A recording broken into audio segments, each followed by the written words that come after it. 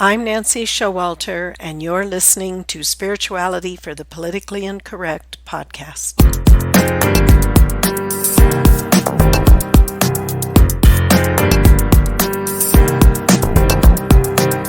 Welcome, all radical paradigm shifters and creative change makers.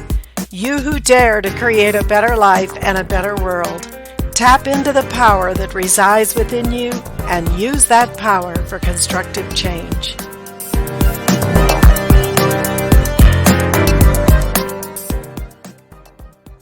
Hello, everybody, and welcome to today's episode.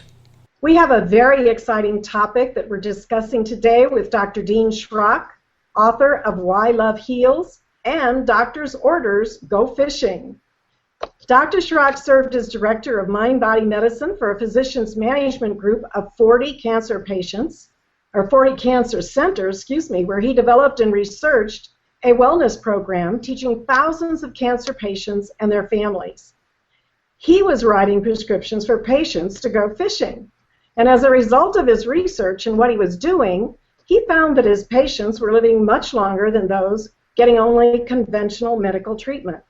But I'll let Dr. Shrock tell us about his research as to why this happened. Dr. Shrock, welcome. We are all waiting to hear all about Why Love Heals. Well, thank you, Nancy. Thank you for inviting me to join you today. Well, this is an exciting topic, and as I said, so maybe you can pick up where I just left off and tell us how you became interested in Why Love Heals. Well, as you noted, it was related to the research I did in working with these cancer patients and having taught a wellness program where the emphasis was trying to engage them in life and teaching a will to live. And I had the fortunate experience to train early on with Dr. Carl Simonton, who many people may know as the oncologist who encouraged people to imagine their immune systems gobbling up cancer cells as part of their treatment. And my doctoral dissertation happened to be on guided imagery. Anyhow, in working with Carl, I was very much interested in his program that was much more about teaching people about taking their lives in a direction of great joy, much more than guided imagery. That was simply a tool to help them bring more joy in their life. So when I was in the position then, hired as director of mind-body medicine to develop all psychological services for cancer patients and their families, I adopted Carl's work along with work I had done prior in a self-help program. And the huge surprise was in teaching them to create a better balance in their lives between doing for others and taking care of themselves, really looking at their own interests and needs and values, is that they found this too selfish, Nancy. They simply couldn't do it. So when, after looking back after 4 to 7 years of people who had gone through my program, we found that people simply could not do what we were asking them to do. Not that they didn't adopt some of this lifestyle, but I couldn't comfortably then conclude that it was their lifestyle or their will to live that was what was causing them to live longer. And that's when I learned and was allowed by the editors of the journal who wanted to publish my research to make a clinical comment. And what I had discovered in going around to all these cancer centers and getting feedback is that what really helped patients most, as they told me, was that I listened and I cared and I was sincere. And that really threw me. It wasn't then any specific coping skill I taught them about stress management, guided image, or whatever. It was that they felt loved and cared for, which was so similar to Dean Ornish's conclusion with heart disease. Because initially when I was concluding that love heals, love was the healing agent, why they really lived longer. As a scientist, I'm sure you can appreciate, it may sound nice, but I joke, go try to explain that to an oncologist for the most part. So that's when I was encouraged and determined, really, to investigate why love really could heal. And that led to my book, and I think some pretty good insights into why love really could heal. And wonderful. So how would you define love? Well, in a word, I would say oneness, but it'd be like I'm leaving out a whole lot of other information, how I got to that point. But certainly love would incorporate things like compassion and caring and even in the idea of harmonious action. Love is really an underlying force, a connective glue in the universe that interpenetrates and connects everything. It is a life force, energy with the qualities of harmony and order and compassion and joy and peace. So you're really not just talking about love as just an emotion that we have toward one another. That's part of it, of course. But actually, you're defining it on a much higher level. It's an energy frequency that really, like you say, holds the universe together. Right, right, and that was a pretty big leap for me as well, and discovery, because love, otherwise, as I think for many people, is an emotion, or we think of it maybe more in romantic terms, rather than the idea that love. However, we might even say God is love. Love is this underlying force of the entire universe. And it is one of complete harmony and order and compassion. It's remarkable that way. In fact, if there's one message I would love to leave with our audience today, it's learn to trust this field. It is absolutely in your interest. And however, people might even use the expression, let go, let God. And to express faith or to surrender to something like this is a huge step for most people. I don't care how much you know or understand. Life is difficult business. I even found myself saying at one point in my career, because I got into some very difficult stuff teaching people in the recovery from strokes and chronic pain, is that life stinks. Life really is difficult. So how then can you learn to trust something that otherwise appears to be negative and anything but having your interest at heart? Well, I know that you turned to quantum physics, of course, in your scientific thrust toward finding out why love heals. So maybe you could tell us a little bit about that. Okay. In fact, I want to give a good reference beyond my book, Why Love Heals. Lynn McTaggart is a journalist and an excellent researcher in her own right. And she was very helpful for me to make quantum physics more understandable or relatable. She wrote a couple of really good books, like the first one is The Field. And what she did was investigate and interview literally hundreds of physicists looking at what quantum physics really is. And it's an understanding that, as I was proposing earlier, but I'm going to say now more in terms of an electromagnetic field. But there is an electromagnetic field that underlies and interconnects everything.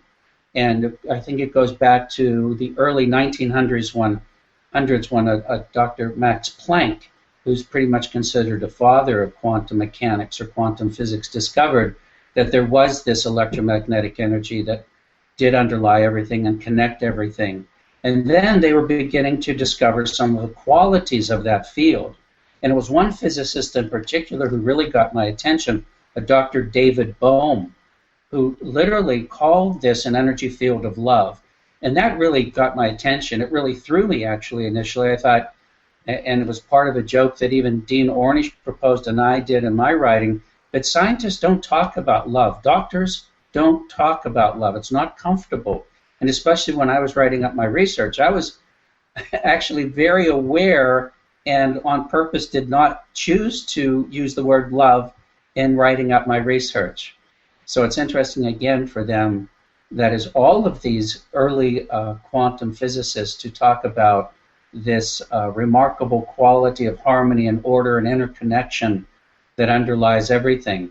And then it just as fascinating was for them to determine that consciousness creates, that at this smallest of small, when you break down from atomic matter to subatomic and get down to the quantum level, there's actually no form. It's only potential energy that only takes form when consciousness is introduced. And so it really got me to thinking about a lot of things. In fact, it helped me explain then why guided imagery works or why the placebo effect works. You are an extremely creative, powerful force as part of this quantum field expressing in form. You have the qualities that we would actually attribute to God, which sounds blasphemous on one level. But that's when I looked even further at that and found that literally every major philosophy and religion believes that we are one with God or one with everything. And that means then God expressing in form. We are one with God or one with this unbelievably loving, compassionate, creative force field. Amazing, isn't it? It's quite It exciting, your research. Yeah, to discover the power you have to create your life. If there's something to be grateful for, people often talk about gratitude and why it's such a positive thing. Well, the thing I'm most grateful for is this idea that I realize I can create my life. Well, and for those who do follow the Bible and other world religions, as you said, those principles are just all throughout it. I mean, Jesus said the kingdom of heaven's within you. Don't go look here and there. So, we've been given so many. We're given dominion over the earth. So we are creative beings made in the image and likeness of God. And so it is a tremendously exciting thing when science can start to corroborate or maybe undergird some of these spiritual truths that we're all so familiar with. Right. And it was one of the things that the early quantum physicists actually became very much aware and studied also some spiritual principles, trying to understand. And I guess maybe I don't want to overgeneralize this, but when you really try to think about something, whether it's scientifically or just to understand it, it's not so much trying to make a point as to truly understand it. And I think that you can't help but avoid this revelation that, oh my God, there's so much more going on, and that the scientific method is a method and not necessarily the ultimate or best way to determine truth, which is then where something like meditation comes in, and understanding the right and left brain hemispheres and how they know very different realities. Well, you talk about being authentic. And is true happiness really about being authentic and doing what resonates with our essential nature that you're describing here and this quantum field? Well, I believe that. In fact, as a psychologist, I would just say this as a human being in common sense, that when you are being yourself, that's when you're going to be most at ease, when you're not worried about being judged or criticized. You can just be yourself, be authentic, whatever that is.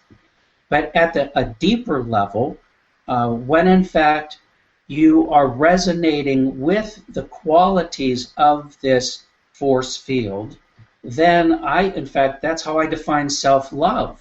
It's aligning with the eternal truth of who you are.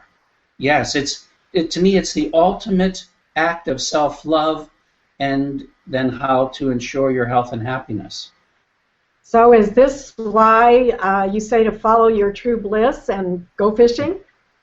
Well, I think that when Dr. Joseph Campbell was doing his wonderful work looking at fairy tales and myths and parables and the wisdom that underlied these fables, one of the most dominant messages he came up with was follow your bliss. And it so fits, the idea of what I call go fishing. Do what brings you the greatest joy and meaning in your life. And I think that that's a great way for people to perhaps come to a greater comfort about, well, what should I do with my life? Or what is the thing I can do to be happy and healthy? And in your heart, we may say more metaphorically, but there's a part of you, if you can learn to trust, will let you know what feels right. In fact, in all of the years I taught about a will to live and asking people to really look at what really mattered in their lives, I boiled it down to the idea that we're all looking for peace of mind. And then I thought, well, okay, so how do we get it? When do we have it?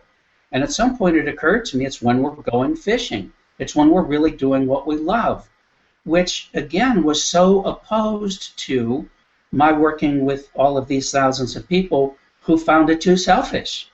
So it was fascinating to me that the thing we want most, peace of mind, we're most likely to get when we're really doing what we love, and yet we've been so deeply conditioned to believe that that's selfish and inappropriate. That is truly amazing, and it really, I think, reveals at the core of how we really need to learn who we really are and that power that does reside within us, and how to come into alignment with that. And the guilt is such an amazing thing. So how is going fishing, that form of self-love? And how do we transition from being conditioned to put others before ourselves, or just to nurture ourselves without guilt? I mean, it's such an amazing thing, as you just described.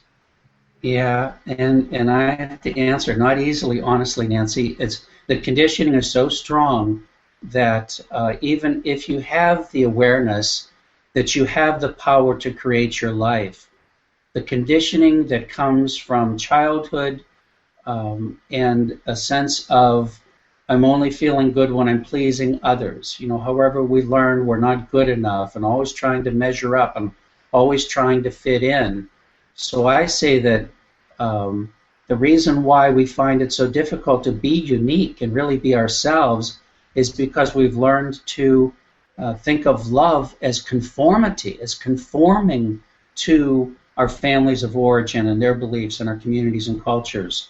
And that is so difficult to break free from.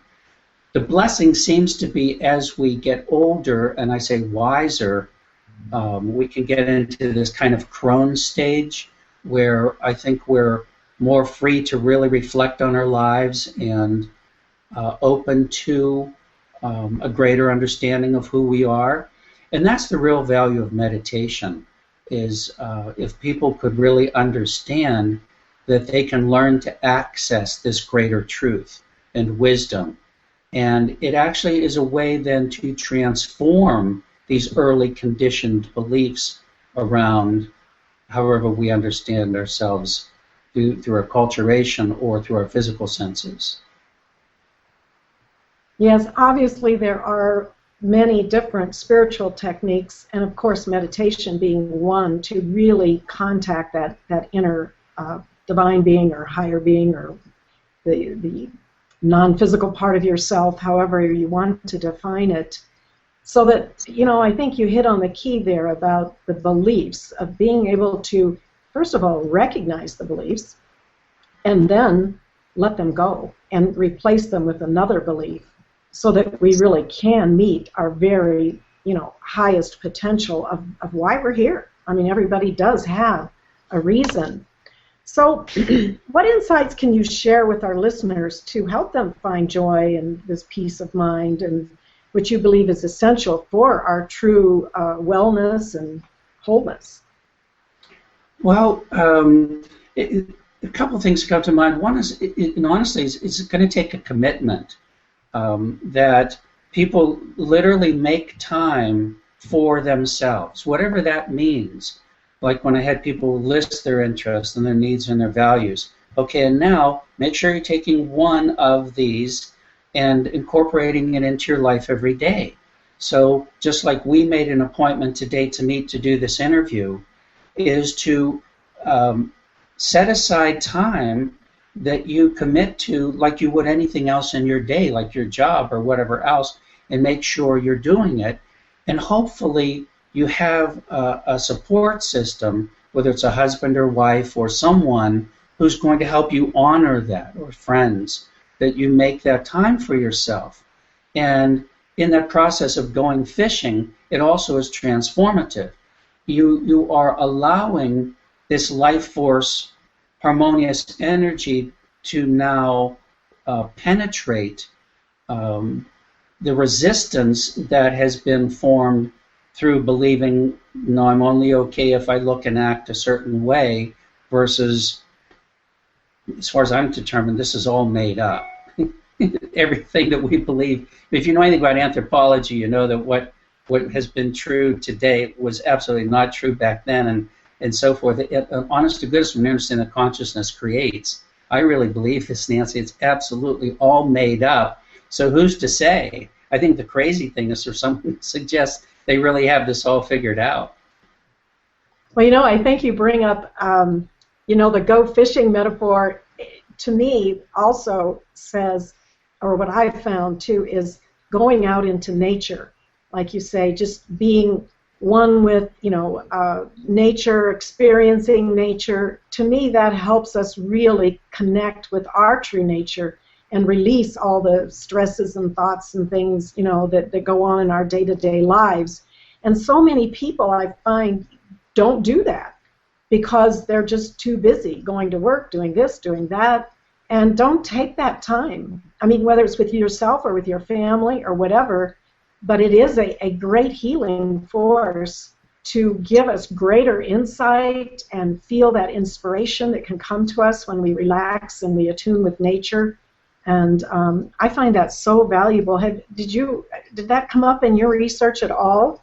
It did, Nancy, and I believe strongly what you just said. As far as I can determine, nature is the purest form of love.